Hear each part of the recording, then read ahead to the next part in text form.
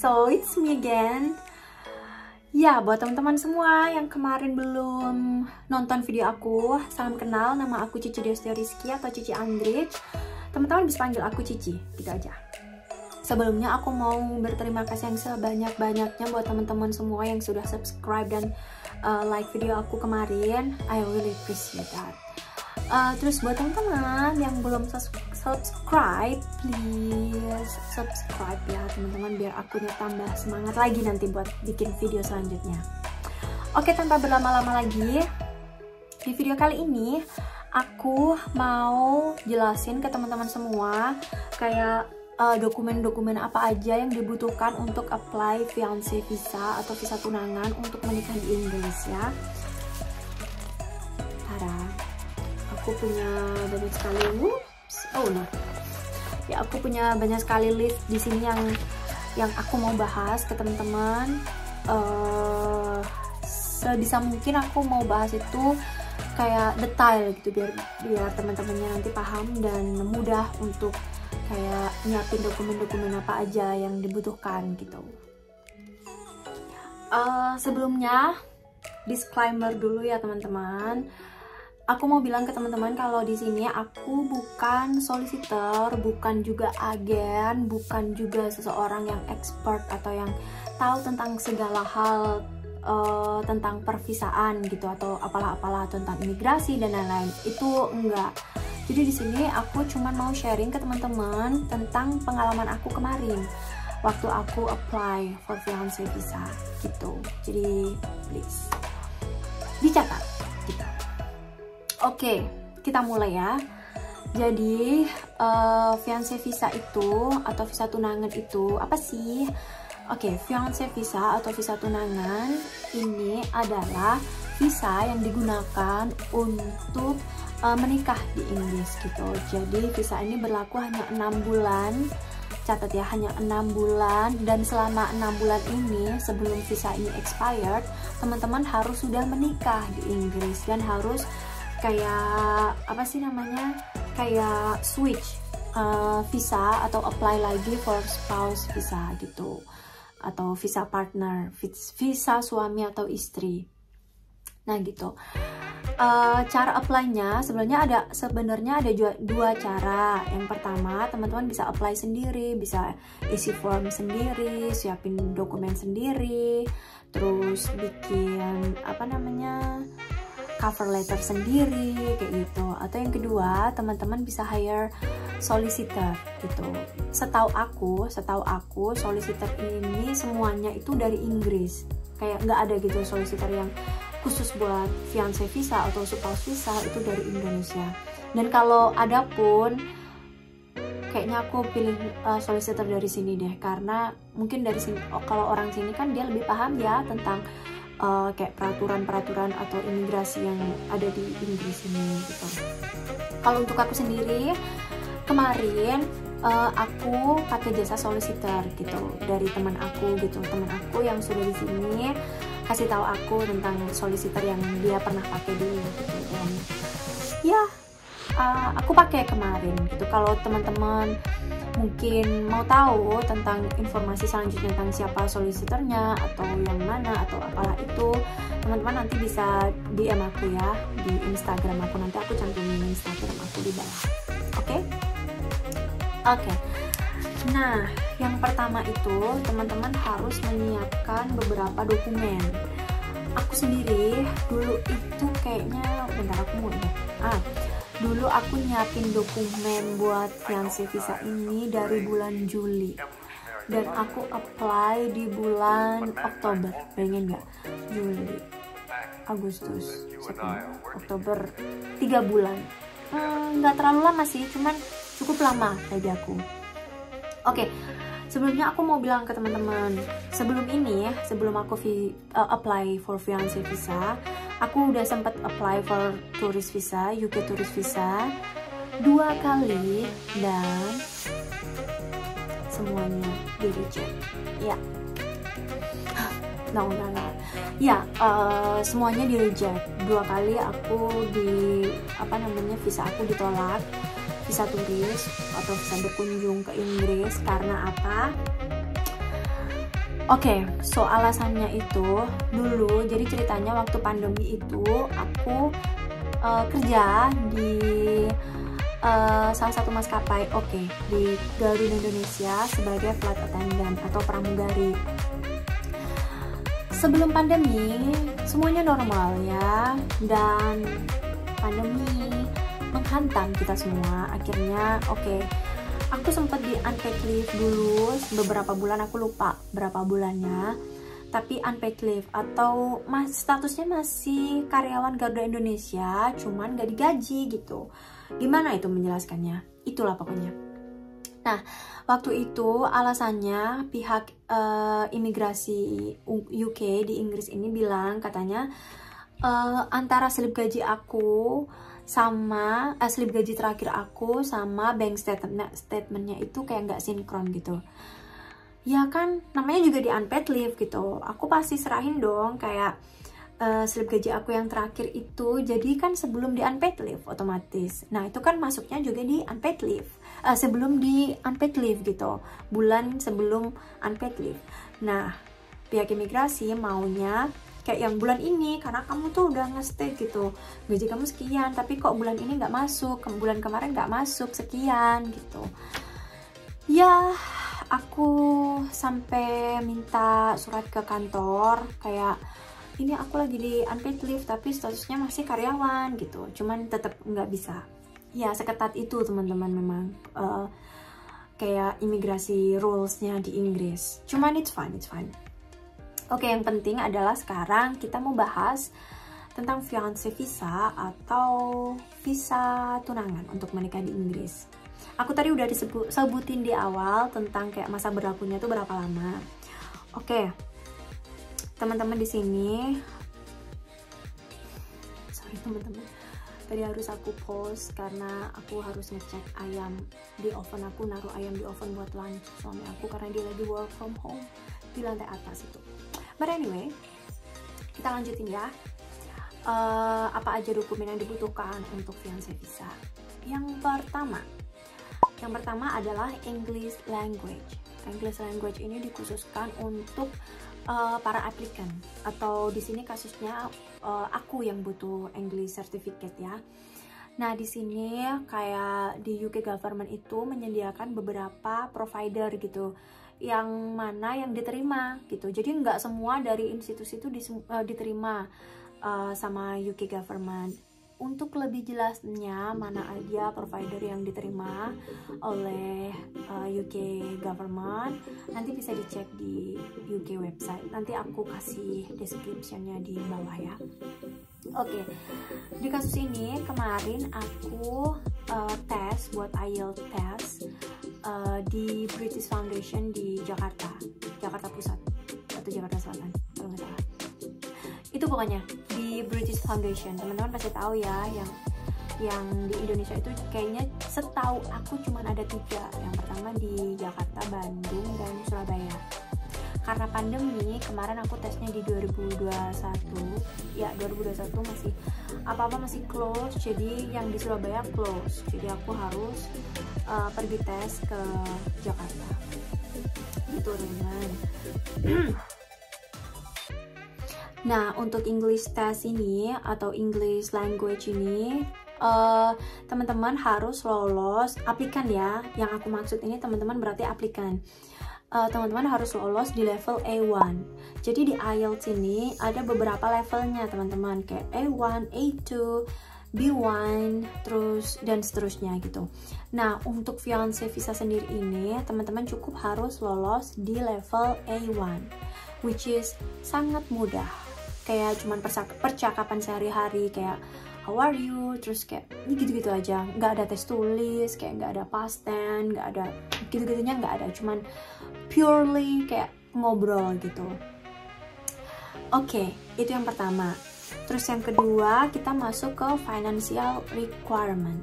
Oke, untuk financial requirement ini sponsor dari teman-teman atau partner dari teman-teman harus memenuhi beberapa kriteria gitu untuk standarnya sendiri atau gaji minimum per tahun untuk fiancé visa ini sebesar 18.600 pound sterling per 2021 ya, karena kemarin aku apply-nya di tahun 2021. Karena please check again and again, karena mungkin ada perubahan, bisa lebih besar atau bisa lebih kecil gitu. Nah, yang kedua harus ada surat dari perusahaan gitu, kalau menerangkan kalau bahwa si A memang benar karyawan dari perusahaan ini, dari kapan sampai kapan, terus dengan gaji berapa kayak gitu, terus statusnya kayak masih kontrak atau permanen kayak gitu. Terus ada yang namanya P45. P45 itu kayak tax gitulah pokoknya. Teman-teman nanti bisa tanya ke partner teman-teman, pasti tahu what is 45 gitu, P45. Jadi itu yang dibutuhkan juga. Kemarin aku cantumin P45 nya suami aku. Terus ada juga apa namanya, of course ya, slip gaji. Jadi slip gaji itu minimal 6 bulan ya, minimal 6 bulan, atau kalau mau lebih amannya bisa kasih 1 tahun kayak 12 bulan ke belakang gitu. Nah, ini harus dicatat teman-teman ya, ini sangat amat penting. Jadi semua tanggal kayak slip gaji, terus tanggal surat dari perusahaan itu nggak boleh lebih dari 28 hari dari teman-teman apply gitu. Jadi misalnya teman-teman mau apply hari ini nih, jadi si slip gaji itu sama si semua jenis surat itu nggak boleh, tanggalnya itu nggak boleh lebih dari 28 hari yang lalu gitu teman-teman. Jadi harus masih ada di antara 28 hari gitu. Semoga teman-teman paham ya. I guess so, pasti teman-teman paham gitu yang mau apply. Terus apa lagi teman-teman? Yang ketiga itu travel documents, of course ya, kopi pasport kita, pasport aku kemarin, terus sama pasport suami aku dan driving license suami aku untuk di sini ya, aku cantumin. Yang ketiga ada relationship. Relationship ini sangat amat penting sekali ya. Jadi yang pertama harus ada foto bareng gitu. Jadi kayak kasih bukti ke mereka, ke pihak imigrasinya, kalau aku di sini kasusnya aku kemarin sudah pernah bertemu secara langsung gitu dengan calon suami aku gitu, dengan bukti kayak foto bareng. Itu sangat wajib ya teman-teman, please. Di sini kalau misalnya ada yang belum pernah ketemu dengan partnernya, aku sangat tidak menyarankan untuk apply for fiancé visa atau for any kind of visa of UK visa. Jadi teman-teman, saran aku ketemu dulu sama partnernya, suruh partnernya datang ke Indonesia atau ketemu di negara mana gitu, buat build memory gitu, kayak foto bareng gitu. Nanti buat syarat yang kalau menurut aku mutlak ya untuk jenis visa ini gitu. Jadi foto bareng sama pasangan, kalau ada sama keluarga. Kalau di sini kasusnya kemarin aku cuman foto sama suami aku, calon suami aku gitu. Terus yang ketiga itu screenshot dari WhatsApp, kayak conversation yang gitu jangan dihapus ya teman-teman, jangan dihapus. Kalau bisa dari mulai awal relationship itu jangan dihapus. Jadi kasih email atau WhatsApp atau Facebook Messenger, Instagram, DM atau whatever gitu. Kemarin aku kasih WhatsApp aja sama Facebook Messenger, itu aja kemarin. Aku kasih kayak yang bener-bener kayak 6 bulan sebelumnya gitu. Jadi aku cuman comot kayak yang 3 screenshot per bulan gitu. Jadi selama 6 bulan terakhir itu aku kasih 3 screenshot gitu dari WhatsApp. Fungsinya untuk apa? Jadi itu sebagai bukti kalau teman-teman masih keep in touch gitu, kayak masih tetap kontak sama partnernya gitu. Jadi kan kayak aneh nggak sih kalau misalnya mau nikah tapi kayak lost contact for 5 months, 2 months, or even a month gitu kan. Jadi nanti bisa pihak imigrasinya bisa bertanya-tanya, kenapa nih kok kalian partner tapi kok nggak kontak tiap hari gitu. Terus untuk accommodation, nah di sini accommodation sangat penting juga teman-teman. Kalau misalnya partner teman-teman masih sewa, bisa kasih tenancy agreement sama council tax ya. Itu sangat penting, sangat amat penting ya. Karena apa? Pihak imigrasi kan nggak mau kita datang ke sini terus jadi gelandangan, amit-amit kan? Nggak mau mereka. Pastinya mereka minta bukti kalau partner teman-teman itu punya tempat tinggal yang layak gitu, buat teman-teman nanti setelah menikah dan tinggal bareng di Inggris gitu. Teman-teman, aku lanjutin ya, bentar, karena aku harus cek ayam lagi.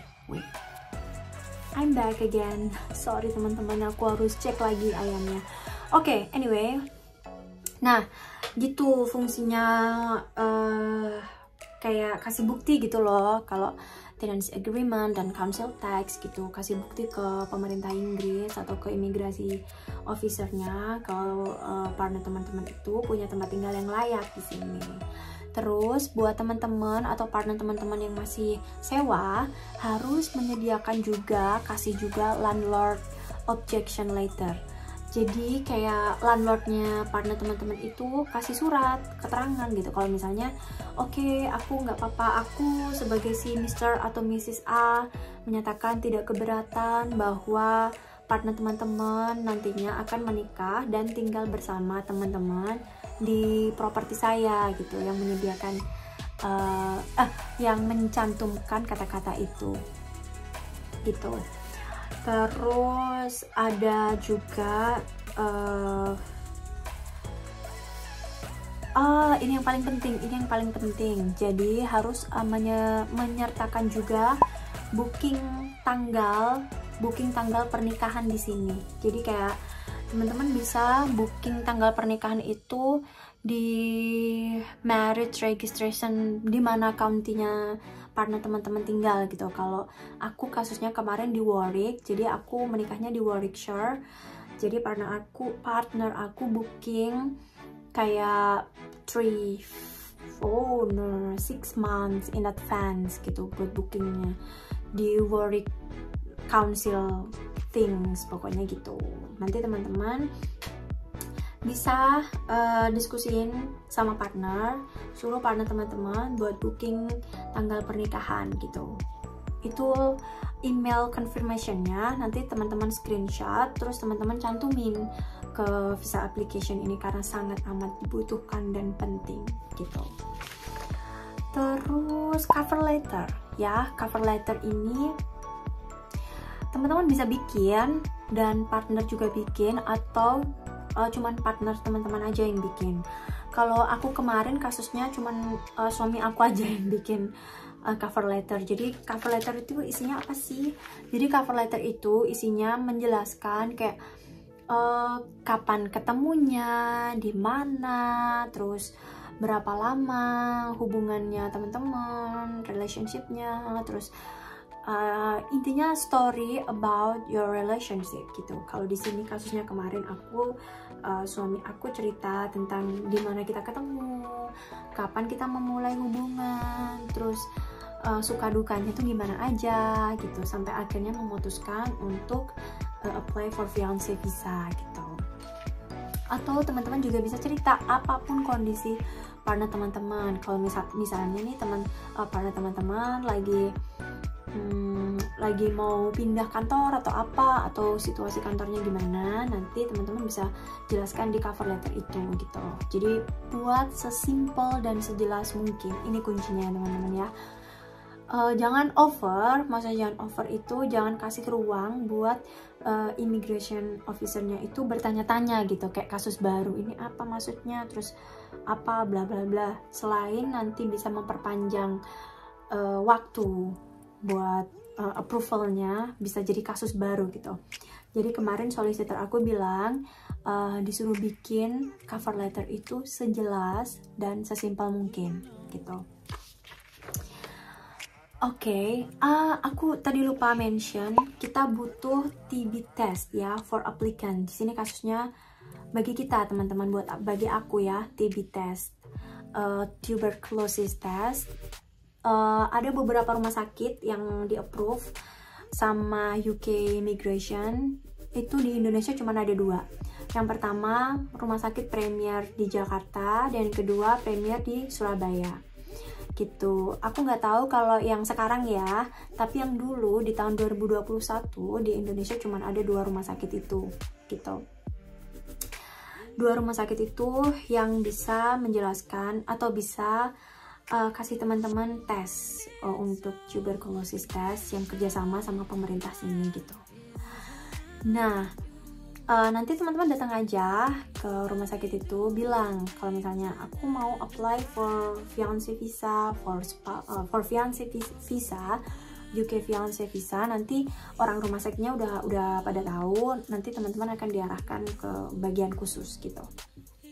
Kemarin aku kasusnya tes di Premier Surabaya gitu, karena lebih dekat dari rumah. Terus bank statement, aku tadi udah mention apa belum? Belum kan? Oke. Bank statement ini cuman butuh di sponsor ya, jadi nggak butuh di teman-teman gitu. Kayaknya aku tadi udah mention. Oke, anyway. Oke, letter from the bank. Again ya.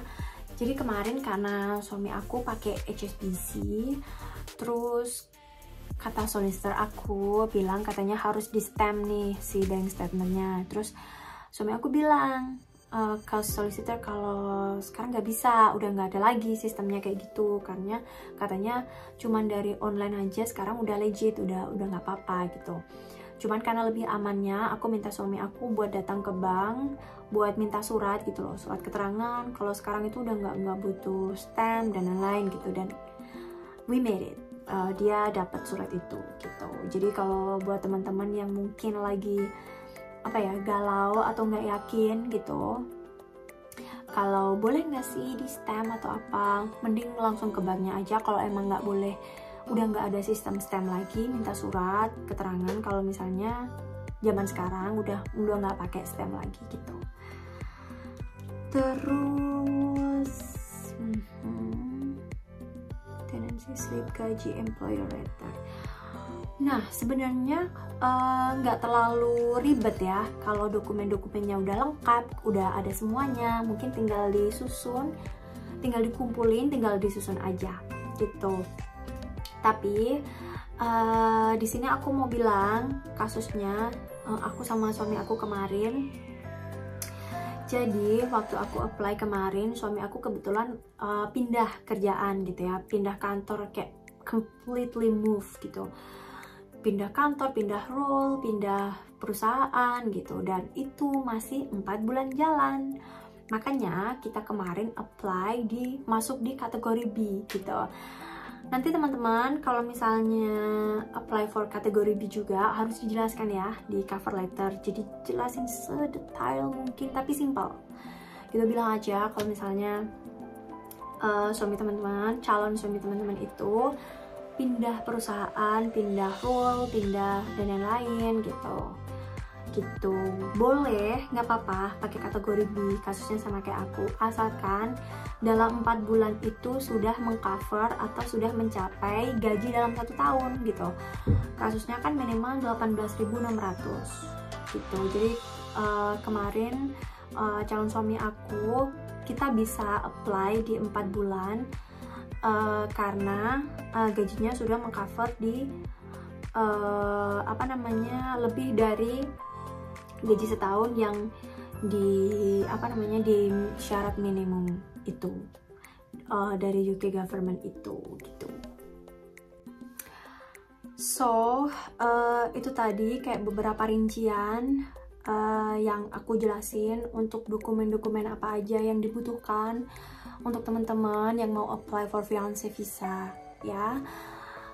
Aku bakal review lagi, aku bakal lanjutin lagi di video part 2 nya. Aku akan bahas semuanya kayak berapa totalnya, berapa biayanya, maksudnya biaya for fiance visanya berapa, terus biaya solicitor kemarin aku berapa, terus biaya English test aku di British Council kemarin berapa, biaya TV test aku berapa, biaya buat di VFS atau buat appointment visanya itu berapa. Nanti aku akan jelasin semuanya selengkap-lengkapnya di video selanjutnya, di part 2.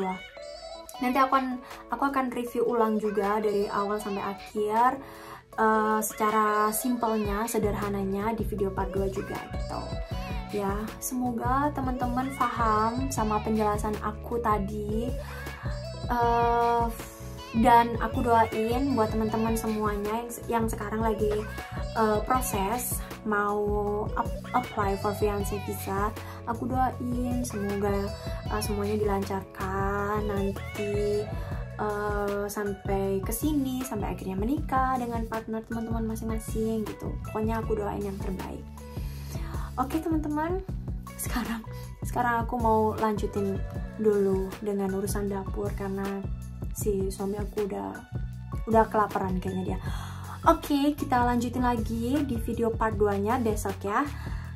Aku akan bahas semuanya kayak total biaya dan lain-lain. Oke, aku akan say goodbye ke teman-teman. Tapi see you soon ya. See you soon di video selanjutnya.